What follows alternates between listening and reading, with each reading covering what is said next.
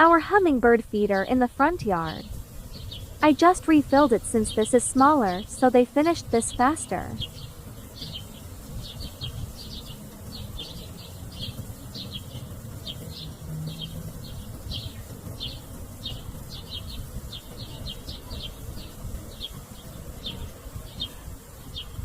Kids are not the only one enjoying the water sprinklers. With the Texas heat, they absolutely needed the shower. Different species of birds came out when our water sprinklers were on.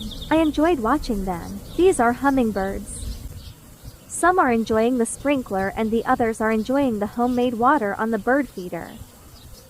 It's a little windy, but they're thirsty. There's a bunch of them, but they flew away when they see me or when cars pass by.